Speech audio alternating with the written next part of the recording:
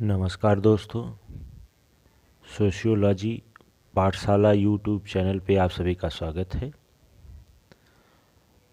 आज के इस टेस्ट प्रैक्टिस सेट के 20 क्वेश्चन को हम सॉल्व करेंगे।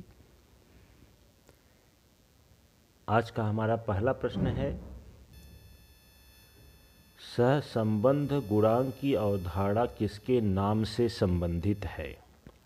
विकल्प में है बोगार्डस, घोष एवं Chaudhary, Karl Pearson, P B Young. तो इसमें जो है सहसंबंध गुणांक दो व्यक्तियों ने से संबंधित है। एक तो है कार्ल पियर्सन और एक विद्वान है स्पीयरमैन। कार्ल पियर्सन जो सहसंबंध गुणांक है उसको प्रदर्शित करने के लिए स्मॉल आर का प्रयोग किया जाता है ऐसे, और स्पीयरमैन के सहसंबंध गुणांक को प्रदर्शित करने के लिए वाई का प्रयोग किया जाता है। तो आप लोग ये भी ध्यान रखिएगा, कार्ल पियर्सन और स्पीयरमैन दोनों संबंधित हैं। तो इसमें विकल्प हमारा सी सही हो जाएगा।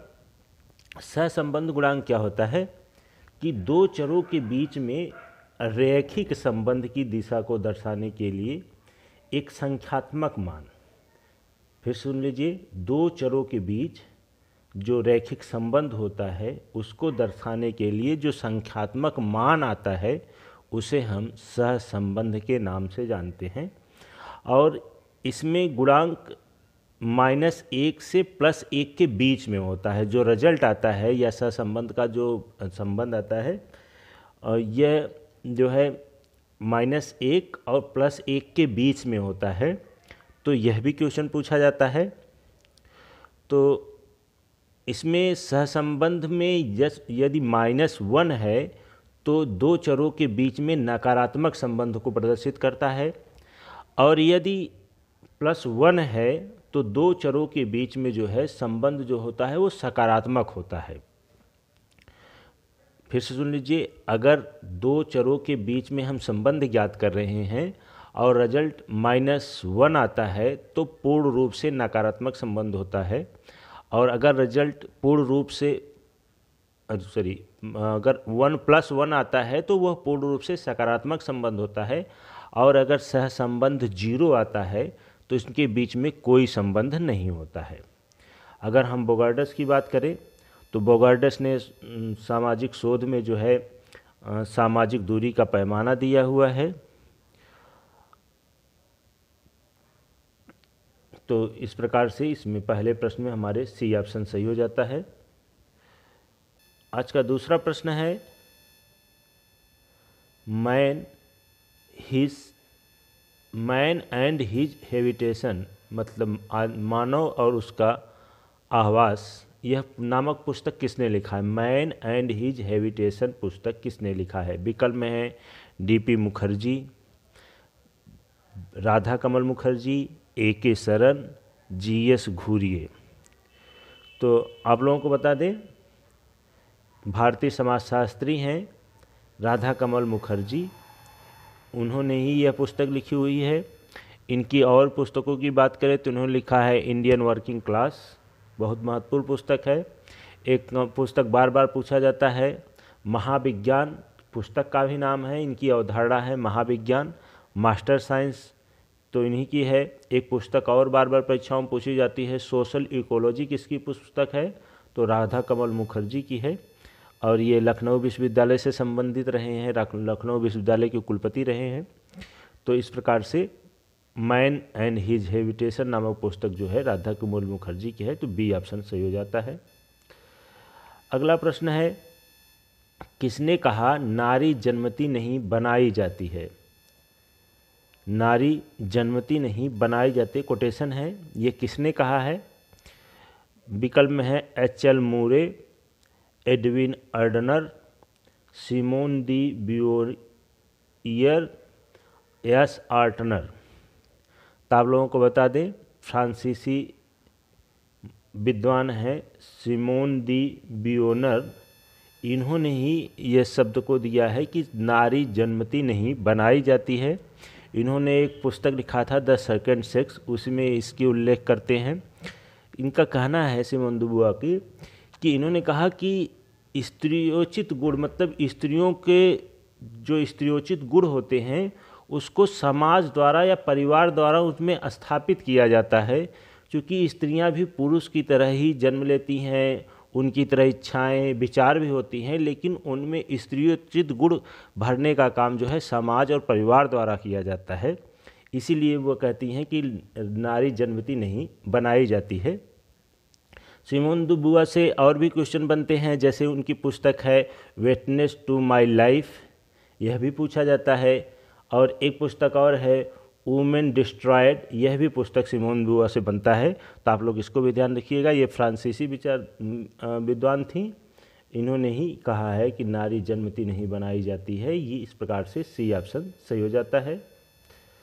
अगला प्रश्न है, किसने कहा कि विशुद्ध वैज्ञानिक दृष्टिकोण से मार्क्स एंजिल्स को सामाजिक विज्ञानों में डार्विन और गैलीलियो की मान्यता देने का कोई कारण नहीं है। मार्क्स और एंजिल्स में को सामाजिक विज्ञान में डार्विन और गैलीलियो की मान्यता देने का कोई कारण नहीं है, किसने कहा है? Morgan, Sorokin, Bogardus, Siegelman. तो आप लोगों को बता दें, यह मशहूर कोटेशन सीगलमैन ने दिया है, यह कई परीक्षाओं में पूछा गया है, तो इसको ध्यान रखिएगा, डी ऑप्शन सही हो जाता है। अगर हम इस विकल्पों में बात करें तो मॉर्गन ने लिखा है एशियन सोसाइटी, और ये एक विकासवादी विद्वान थे। इन्होंने समाज के विकास की बात किया था कि समाज पहले जो है आदिम समाज था, फिर वह सेवेज सोसाइटी जिसको इंग्लिश में कहते हैं, बर्बर समाज हुआ, बर्बरियन सोसाइटी, और उसके बाद सभ्य समाज की बात करते हैं। अगर सोरोकिन की बात करें तो इन्होंने यह जो है चक्री विचारक थे, इन्होंने संस्कृति के चक्री परिवर्तन का सिद्धांत दिया हुआ है। इनको सांस्कृतिक निर्धारणवादी भी कहा जाता है। इन्होंने बताया कि संस्कृति जो होती है चेतनात्मक से आदर्शात्मक, आदर्शात्मक से भावनात्मक अवस्था में घड़ू की पेंडुलम तरह चलती रहती है, एक अवस्था से दूसरी, दूसरी से तीसरी अवस्था में ऐसे चलती है। इसलिए इनके सिद्धांत को सीमाओं का सिद्धांत भी कहा जाता है और पेंडुलम का सिद्धांत भी कहा जाता है।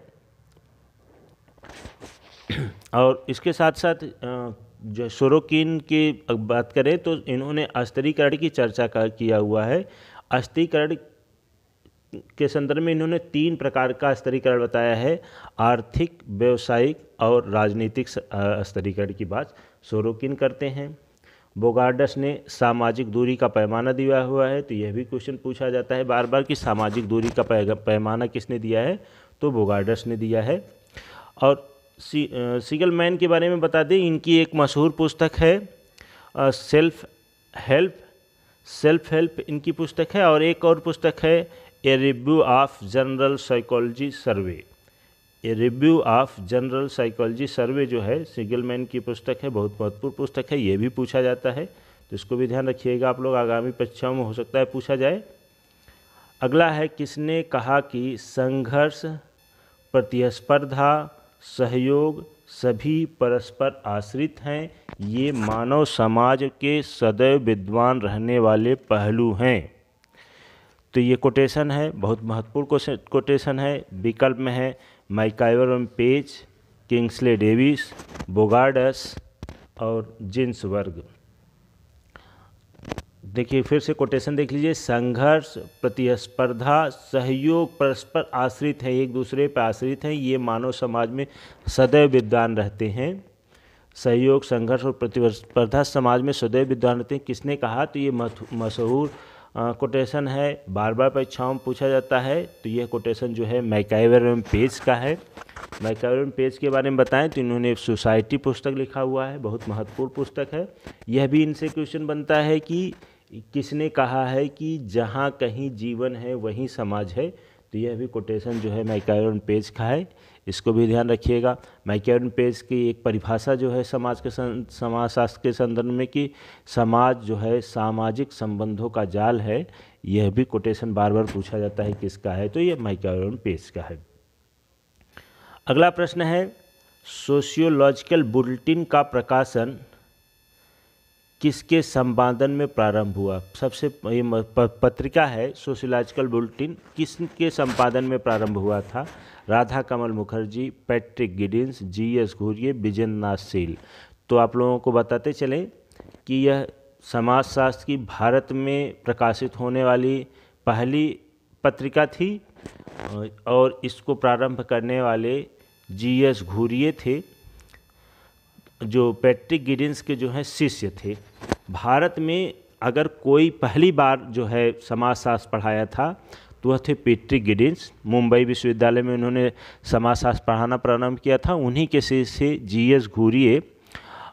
तो पहले भारतीय जो हैं जिन्होंने समाजशास्त्र पढ़ाया था वो जी.एस. घुरिये थे, और भारत में कोई समाजशास्त्र पहली बार कोई पढ़ाया था तो वो पैट्रिक गिडिंस थे। यह ब्रिटेन के निवासी थे। तो सवाल यहाँ से इनसे बनता है, दोनों लोगों से सवाल बनता है, भारत में समाजशास्त्र का जनक कौन है? तो वह पैट्रिक गिडिंस हैं। भारत में भारतीय समाजशास्त्र का जनक कौन है? तो वह जी.एस. घुरिये हैं। फिर से सुन लीजिए एक बार, बार बार ये कन्फ्यूजन वाला क्वेश्चन रहता है, लोग कन्फ्यूज रहते हैं। पैट्रिक गिडिंस को क्यों कहा जाता है? क्योंकि यह विदेशी थे लेकिन भारत में पहली बार समाजशास्त्र पढ़ाने वाले यही थे, इसलिए इन्हें भारत का समाजशास्त्री पिता कहा जाता है। और जी.एस. घुरिये को भारत का भारतीय समाजशास्त्री पिता कहा जाता है। दोनों में सिर्फ इतना अंतर है, तो यह भी ध्यान रखिएगा। जी.एस. घुरिये से और भी क्वेश्चन बनते हैं, जैसे इन्होंने पुस्तक लिखा है caste and race in India. उसके बाद इन्होंने एक और महत्वपूर्ण पुस्तक लिखा है, कई परीक्षाओं में पूछा जाता है, इंडियन साधु। इनकी एक बहुत महत्वपूर्ण पुस्तक है इंडियन सोशलॉजिकल सोसाइटी की स्थापना भी जी.एस. घुरिये ने किया है, यह भी ध्यान रखिएगा। भारतीय समाजशास्त्री परिषद के संस्थापक रहे हैं, इंग्लिश में कहते हैं तो इंडियन सोशलॉजिकल सोसाइटी। और इन्होंने बताया कि जाति को समाप्त करना है तो अंतर जाति विवाह को बढ़ावा दिया जाना चाहिए। इन्होंने बताया कि जातियां वर्तमान में विद्यमान हैं क्योंकि यह अंतःविवाही होती हैं। अगर हम अंतर जाति विवाह को करने लगेंगे, समाज में मान्यता मिल जाएगी और अंतर जाति विवाह होने लगेंगे तो जातियाँ क्या हो जाएंगी? समाप्त हो जाएंगी। और उनके एक महत्वपूर्ण कोटेशन है कि जनजाति जो है पिछड़े हिंदू हैं। तो यह भी क्वेश्चन इनसे पूछा जाता है, तो इसको भी ध्यान रखिएगा आप लोग। अगला प्रश्न है, किसने कहा कि सभ्यता बाह्य, यांत्रिक, उपयोगितावादी और केवल साधनों से संबंधित है, जबकि संस्कृति पूर्ण का संबंध पूर्ण रूप से साध्य और आंतरिक स्वावयवी एवं निर्णायक है? सभ्यता बाह्य और यांत्रिक उपयोगितावादी केवल साधनों से संबंधित है, साधनों से संबंधित, और जबकि संस्कृति क्या है? पूर्ण रूप से साध्य से संबंधित है, आंतरिक स्वावयवी निर्णय से है। विकल्प में है बोगार्डस, मैकायोरम्पेज, पी. जिन्सवर्ड, मेलिनोव्स्की। तो आप लोगों को बता दें, यह महत्वपूर्ण कोटेशन जो है मैकायोरम्पेज का है। मैकायोरम्पेज के बारे में अभी हम ऊपर चर्चा किए हैं, तो आप लोग ध्यान दीजिए। मैकायोरम्पेज से जो भी क्वेश्चन बनते हैं तो इसमें यह भी एक महत्वपूर्ण प्रश्न है। अगला प्रश्न है 8वां प्रश्न, जाति को किसने परिभाषित किया है कि जब संस्तरण में लंबवत गतिशीलता प्रतिबंधित हो जाती है तो वह वर्ग व्यवस्था न होकर जाति व्यवस्था हो जाती है? फिर से प्रश्न कोटेशन है, जाति के संबंध में परिभाषा है कि किसने परिभाषित किया है, जब संस्तरण में लंबवत गतिशीलता प्रतिबंधित हो जाती है तो वह वर्ग व्यवस्था न होकर जाति व्यवस्था हो जाती है। विकल्प में है जी.एस. घुरिये, हिल्लर, ब्लंट और हट्टन। तो आप लोगों को बता दें, यह परिभाषा जाति के संदर्भ में जी.एच. हट्टन द्वारा दिया गया है। हट्टन ने एक बहुत महत्वपूर्ण पुस्तक लिखी है, बार बार परीक्षाओं में पूछा जाता है, कास्ट इन इंडिया। यह 1946 में उन्होंने पुस्तक लिखा था। इसी पुस्तक में इन्होंने जाति की परिभाषा दिया हुआ है। तो आप लोग ध्यान रखिएगा, यदि पूछे कास्ट इन इंडिया पुस्तक के लेखक कौन है तो जे.एच. हट्टन, और यह परिभाषा पूछे तो जे.एच. हट्टन। अगला प्रश्न है, किसने कहा कि मुखर्जी ने उल्लेखनीय ढंग से मूल्यों का जो विश्लेषण प्रस्तुत किया है, मुखर्जी, राधा कमल मुखर्जी ने जो मूल्यों का संस्करण प्रस्तुत किया, विश्लेषण किए, प्रस्तुत किया है, वह केवल पूर्व और पश्चिम का प्रतिनिधित्व ही नहीं करता, अपितु सार्वभौमिक सामाजिक अंतःक्रिया के रूप में पूर्ववर्ती और पश्चिमी सामाजिक विचारधारा के समन्वय का परिणाम है। विकल्प में है बलजीत सिंह, योगेंद्र सिंह, बोगार्डस, मजूमदार। यह जो है मुखर्जी के संदर्भ में उनके ही समकक्ष रहे हैं मजूमदार। उनके साथ ही लखनऊ विश्वविद्यालय में यह भी प्रोफेसर रहे हैं। उन्होंने ही कहा था कि मुखर्जी के उल्लेखनीय मूल्यों का विश्लेषण प्रस्तुत किया है, यह पूर्व पश्चिम का प्रतिनिधित्व ही नहीं करता, आप इस सार्वभौमिक सामाजिक अंतःक्रिया के रूप में परिवर्तित होता। मजूमदार के बारे में बता दें, इन्होंने मुहाना गांव का अध्ययन किया हुआ है और एक गांव और है दुद्धी गांव का अध्ययन किया हुआ है। तो यह भी क्वेश्चन पूछा जाता है कि मुहाना गांव और दुद्धी गांव का अध्ययन किसने किया है, तो मजूमदार ने किया है। और बात करें जनजातियों के संदर्भ में, तो इन्होंने हो जनजाति का अध्ययन किया हुआ है और हो जाति में जनजातियों का अध्ययन करके उनके देवता थे, एक बोंगा देवता थे, उन्हीं के नाम पे एक बोंगावाद की अवधारणा को भी प्रतिपादित किया हुआ है।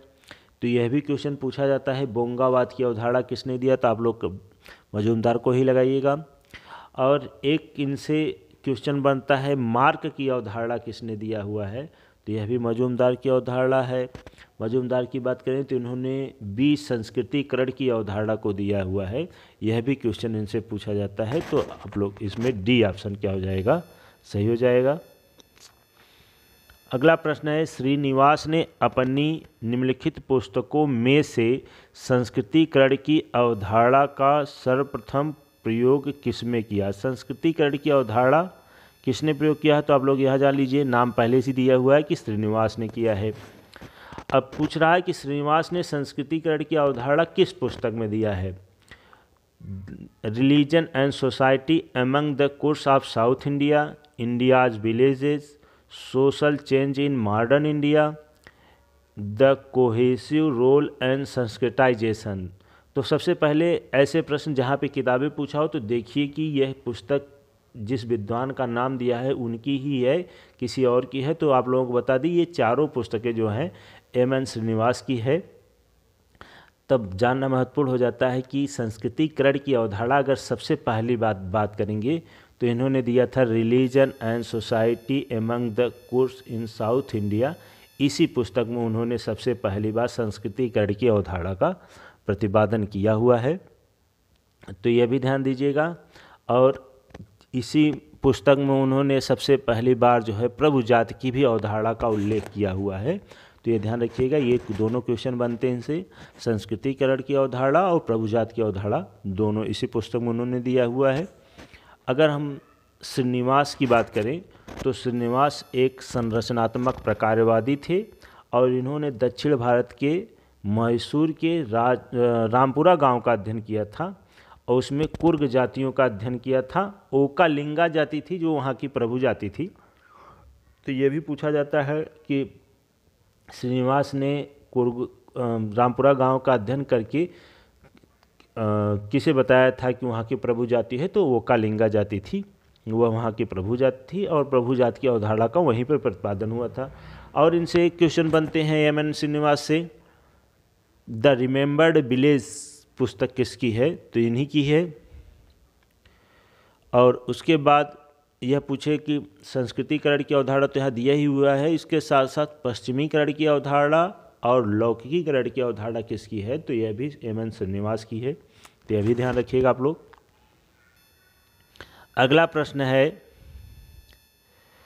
कि निम्नलिखित कौन सी पुस्तक जी.एस. घुरिये ने लिखी हुई है। जी.एस. घुरिये की पुस्तक कौन सी है, इसमें ध्यान दीजिएगा। The caste class and occupation, history of caste in India, origin and growth of caste in India, caste in India. तो अभी आप लोगों को मैंने बताया कास्ट इन इंडिया पुस्तक किसकी है, तो यह है जे.एच. हट्टन की पुस्तक है। अगर हम बात करें history of caste in India, तो यह जो है केटकर की पुस्तक है। और अगर हम origin and growth of caste in India की बात करें तो यह है एन के दत्त की पुस्तक है। एन के दत्त यानी नृपेंद्र कुमार दत्त की पुस्तक है। तो इस प्रकार से एक पुस्तक बचती है कास्ट क्लास एंड ऑक्यूपेशन। यह किसकी पुस्तक है? जीएस घुरिये की है। और कास्ट से संबंधित और पुस्तकों की बात करें तो कास्ट ऑफ इंडिया की बात करें तो यह अंबेडकर की पुस्तक है। जीएस घुरिये की और पुस्तक कास्ट से संबंधित है caste and race in India. G S Ghurye की पुस्तक है। यह दो पुस्तकें बार बार पूछी जाती हैं, कास्ट क्लास एंड ऑक्यूपेशन और caste and race in India. G S Ghurye की पुस्तक है। अभी ऊपर देखा हम लोगों ने कि कास्ट इन मॉडर्न इंडिया किसकी है, तो यह श्रीनिवास की पुस्तक है। तो यह भी क्वेश्चन बनते हैं, तो इसको भी आप लोग याद रखिएगा। अगला प्रश्न है सामाजिक स्तरीकरण को किसने परिभाषित किया कि जब हम जातियों वर्गों और अन्य सामाजिक स्तरीकरण के विचार करते तो हमारा तात्पर्य उन समूहों से होता है जो सामाजिक व्यवस्था में विभिन्न स्थितियों पर विद्यमान होते हैं तथा विभिन्न मात्रा में सम्मान प्राप्त करते हैं। स्तरीकरण के संदर्भ में परिभाषा किसने दिया हुआ है? Kingsley Davis, GS Ghurye, Majumdar एवं मदान कूले। तो यह परिभाषा जो है स्तरीकरण के संदर्भ में किंग्सले डेविस महोदय ने दिया हुआ है। किंग्सले डेविस के साथ जो है डेविस मूर का भी उल्लेख होता है स्तरीकरण के संदर्भ में। और किंग्सले डेविस और मूरे की पुस्तक है some principle of social stratification. Some principle of social stratification जो है इसी पुस्तक में इन्होंने स्तरीकरण की परिभाषा दिया हुआ है। और इन्होंने बताया कि समाज में स्तरीकरण होना जरूरी है, इससे समाज के समस्त कार्य सुचारू रूप से चलते हैं। यदि स्तरीकरण नहीं होगा तो समाज के कुछ कार्य प्रतिपादित होने में बाधाएं उत्पन्न होंगी, इसलिए समाज में स्तरीकरण होना चाहिए। तो इनके इस सिद्धांत को सामाजिक स्तरीकरण का प्रकार्यात्मक सिद्धांत भी कहा जाता है।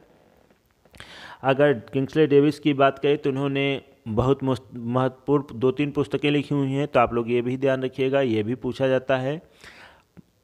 एक पुस्तक है इनकी population in India and Pakistan, यह भी क्वेश्चन पूछा जाता है। किंग्सले डेविस की एक महत्वपूर्ण पुस्तक है, पीजीटी में तो बार बार क्वेश्चन पूछा जाता है, ह्यूमन सोसाइटी। पुस्तक के लेखक कौन है, तो किंग्सले डेविस हैं। एक पुस्तक है यूथ इन दी डिप्रेशन, पुस्तक किसकी है, तो किंग्सले डेविस की है। तो इसको भी आप लोग ध्यान रखिएगा, यह भी क्वेश्चन पूछे जाते हैं। अगला प्रश्न है निम्नलिखित पद्धत शास्त्रियों में से कौन है जिन्होंने कहा कि किसी एक विशेष घटना का अध्ययन वास्तव में जैसा है उसी रूप में किया जाना वस्तुनिष्ठ अध्ययन कहलाता है। मतलब ये पद्धत शास्त्र मतलब सामाजिक सोच से संबंधित प्रश्न है।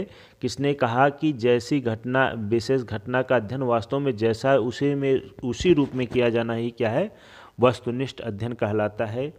जॉर्ज लुंडवर्ग की बात है कि पीबी यंग, सीए मोजर, उपयुक्त में से कोई नहीं। तो यह जो है परिभाषा पीबी यंग की है, बी ऑप्शन सही हो जाता है इसमें। पीबी यंग जो है सामाजिक शोध की विभिन्न पहलुओं पर तार्किक और व्यवस्थित अध्ययन करते हैं और इन्होंने सामाजिक शोध के 4 सोपानों की बात किया हुआ है। 4 सोपान क्या है? सबसे पहले परिकल्पना का निर्माण, इन्होंने 4 स्तर मतलब सामाजिकरण के कई स्तरों की चर्चा होती है, तो इसमें पीबी यंग ने 4 महत्वपूर्ण स्तरों की चर्चा किया हुआ है। एक है परिकल्पना, फिर उसके बाद कहते हैं कि ये सबसे पहले सामाजिक शोध में परिकल्पना का निर्माण किया जाता है। उसके बाद फिर क्या होता है, आंकड़ों का अवलोकन किया जाता है, आंकड़ों को इकट्ठा किया जाता है और लेखन किया जाता है आंकड़ों का। तो दूसरा स्तर ये हो गया। तीसरे में फिर आंकड़े जो इकट्ठे हो जाते हैं उनका क्या किया जाता है, वर्गीकरण किया जाता है। और उसके बाद सबसे लास्ट में क्या होता है, वैज्ञानिक नियम यानी कि सिद्धांतों का प्रतिपादन किया जाता है।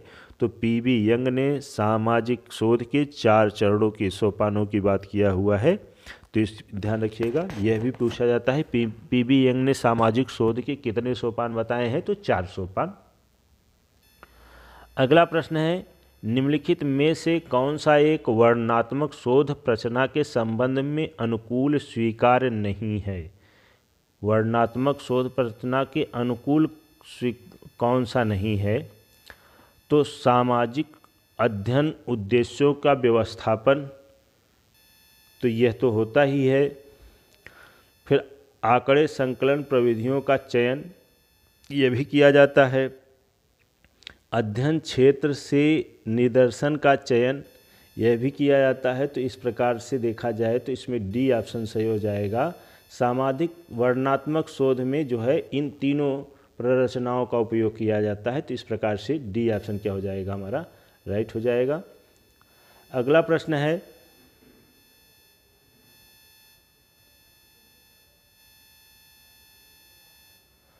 निम्नलिखित में से किस अनुसंधान अभिकल्प में प्रारंभ के लिए आवश्यक रूप से उपकल्पना आवश्यक नहीं होती? किस प्रकार के शोध में उपकल्पना नहीं होगी तो भी काम चल जाएगा, या शोध प्रश्न होगा उपकल्पना नहीं होगी तो कोई दिक्कत नहीं है। किस शोध में होता है? तो वर्णनात्मक अनुसंधान शोध अभिकल्प, परीक्षणात्मक शोध अनुसंधान अभिकल्प, अन्वेषणात्मक शोध अनुसंधान अभिकल्प जो है तीनों दिया हुआ है। उसमें पूछा हुआ है 1 2 1 2 3 2 3 1 2 3। तो आप लोगों को बताते चलें, जो है इसमें तीनों प्रकार के इसमें जो है हमारा ए ऑप्शन सही हो जाएगा। 1 और 2 जो है वर्णनात्मक शोध अभिकल्प और परीक्षणात्मक शोध अभिकल्प में उपकल्पना की आवश्यकता नहीं होती है, जबकि अन्वेषणात्मक अनुसंधान अभिकल्प में उपकल्पना जरूरी है। इसमें तीसरे वाले पार्ट में उपकल्पना जरूरी है। किसी अनुसंधान में हम वर्णन करने के लिए और किसी अनुसंधान में हम परीक्षण जो करते हैं उसमें किसी प्रकार की उपकल्पना जरूरी नहीं है, एकदम आवश्यक नहीं है। तो इस प्रकार से ए और 2 विकल्प सही हो जाएगा। ऑप्शन ए में 1 और 2 है, तो इस प्रकार से यह एक विकल्प सही हो जाएगा। अगला प्रश्न है, माध्य की गणना करने की प्रत्यक्ष विधि का सूत्र क्या है? माध्य की गणना करना है, मीन, इंग्लिश में मीन कहते हैं। माध्य की गणना करना है तो इसकी प्रत्यक्ष विधि क्या है? तो मीन विकल्प में है सिग्मा fx अपान एन, मीन बराबर सिग्मा fx अपान एन गुणे EF। फिर मीन बराबर है a minus sigma f dx गुणे n, और लास्ट है मीन बराबर a plus sigma f dx upon n। तो इसमें जो है हमारा ए विकल्प सही है कि मीन की गणना करने के लिए सिग्मा fx अपान n संपूर्ण जितनी जनसंख्या होती जितनी संख्याएं होती हैं उनका योग करने के बाद जितनी संख्याएं हैं उससे क्या किया जाता है? भाग किया जाता है, तब क्या निकल के आता है? हमारा माध्य निकल के आता है। तो यह प्रत्यक्ष विधि है। तो इस प्रकार से ए ऑप्शन सही हो जाता है। यह कई बार परीक्षाओं में पूछा हुआ है कि माध्य की गणना करने की प्रत्यक्ष विधि कौन सी है? तो सिग्मा fx अपान n। तो इसको आप लोग रट लीजिएगा, यह बार बार परीक्षाओं में पूछा जाता है। अगला प्रश्न है, सहसंबंध गुणांक सदैव किसके मध्य होता है? अभी पूर्व में इससे पहले वाले प्रश्न में ही चर्चा हुई है कि सहसंबंध गुणांक का मान सदैव क्या होता है? -1 से लेकर के +1 के बीच में ही आता है। और यह भी बताया कि यदि -1 सब पूर्ण रूप से नकारात्मक संबंध, दो चरों के बीच में संबंध ज्ञात किया जाता है। यदि नकारात्मक संबंध होता है तो वह -1 होता है। अगर दो चरों के बीच में संबंध पूर्ण रूप से सकारात्मक आया हुआ है तो वह +1 के रूप में प्रदर्शित किया जाता है। यदि कोई संबंध नहीं है दो चरों के बीच में तो 0 रिजल्ट आता है सहसंबंध में। तो यह इस प्रकार से ध्यान रखिएगा कि सहसंबंध गुणांक का सदैव मान जो होता है -1 से +1 के बीच में होता है। अगला प्रश्न है, विकास और प्रगति के बीच किसने भेद प्रस्तुत किया है? विकास और प्रगति के बीच में भेद किसने प्रस्तुत किया है? Herbert Spencer, Emile Durkheim, T B. Bottomore, Hobhouse. तो आप लोगों को बता दें, विकास और प्रगति के बीच में भेद किया है तो डी ऑप्शन सही हो जाएगा। एल.टी. हाबहाउस ने जो है पहली बार विकास और प्रगति के बीच में भेद को स्पष्ट किया है कि प्रगति क्या है और विकास क्या है। ऐसे भी हम बताते चलें, विकास जो है आर्थिक पहलू से संबंधित है। जब आर्थिक विकास, आर्थिक रूप से विकास होता है तो उसे हम विकास के नाम से जानते हैं। प्रगति को परिभाषित करने के लिए हम जब किसी लक्ष्य को निर्धारित करते हैं और लक्ष्य की तरफ हम आगे बढ़ते हैं और अगर हम लक्ष्य को प्राप्ति कर लिए तो उसे हम क्या कहते हैं? प्रगति कहते हैं। यदि लक्ष्य की तरफ हम अग्रसर हैं तो वह विकास कहा जाता है। तो यह दोनों आर्थिक अवधारणाएं हैं। इसके बीच में भेद प्रस्तुत किया है तो एल.टी. हाबहाउस ने। तो इस प्रकार डी ऑप्शन क्या हो जाता है? हमारा सही हो जाता है। अगला प्रश्न है, 19वां प्रश्न है, चेंजिंग फ्रंटियर ऑफ कास्ट किसकी कृति है? बहुत महत्वपूर्ण पुस्तक है, यह भी पूछा जाता है। योगेश अटल, आंद्रे बेतई, योगेंद्र सिंह, एमएन श्रीनिवास। तो यह पुस्तक जो है चेंजिंग फ्रंटियर ऑफ कास्ट, यह जो है योगेश अटल की पुस्तक है। अगला और लास्ट इस सीरीज का लास्ट प्रश्न है,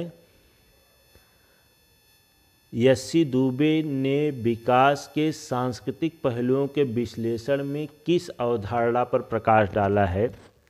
विकल्प में है धार्मिकता, नृजातीयता, पारस्परिकता, नैतिकता। तो आप लोगों को बता दें, यस्सी दुबे ने जो है नृजातीयता पर प्रकाश डाला हुआ है। तो 2 आयोग, उत्तर प्रदेश में 2 आयोग जो है 2 अलग अलग परीक्षाएं कराए हुए थे। दोनों में अलग अलग आयोग ने अलग अलग आंसर माना है। तो इसमें किसी में बी भी है, किसी में सी है। तो आप लोगों को बता दें, वैसे तो आंसर इसका बी ऑप्शन सही होगा। नृजातीयता की बात करते हैं यस्सी दुबे। और लेकिन उत्तर प्रदेश हायर एजुकेशन की एक परीक्षा हुई थी, विज्ञापन संख्या 46 में यही क्वेश्चन पूछा हुआ था।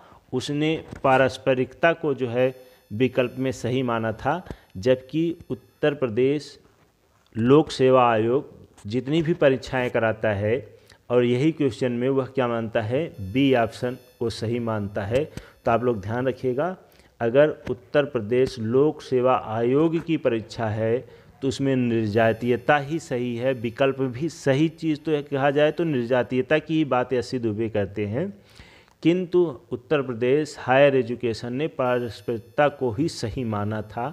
अब हो सकता है इसको आंसर को चेंज भी कर दे, लेकिन सही विकल्प में पारस्परिकता नहीं है, निर्जातीयता ही है। तो आप लोग इसको ध्यान रखिएगा। आयोग कुछ आंसर को अपने हिसाब से भी चेंज कर देते हैं। तो इस प्रकार से पेस्टिक सेट के इस 20 प्रश्नों की श्रृंखला यहीं पे पूर्ण होती है। यदि आप लोगों को हमारे प्रश्नों की यह श्रृंखला अच्छी लगती हो तो इस वीडियो को लाइक करें, सब्सक्राइब करें, चैनल को सब्सक्राइब करें। यदि कोई समस्या हो, कोई प्रश्न डाउटफुल हो तो आप कमेंट बॉक्स में लिख करके स्पष्टीकरण दे सकते हैं या पूछ सकते हैं हमसे कुछ। और धन्यवाद। जय हिंद, जय भारत।